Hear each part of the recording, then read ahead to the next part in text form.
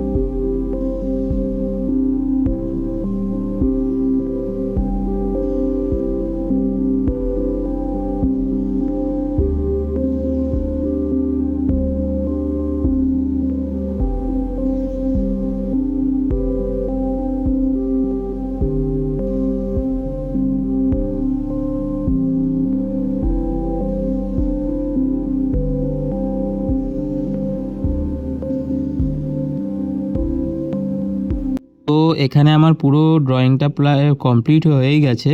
তো তোমরা দেখতেই পাচ্ছ। তো কেমন লাগছে অবশ্যই কমেন্ট সেকশনে জানিও। হ্যাঁ, আর এই পার্ট 2তে আমি এটার শেডিং করে দেখাবো, যেটা ব্ল্যাক চারকোল পেন্সিল দিয়ে হবে। তো দেখা হচ্ছে পরের ভিডিওয়ে।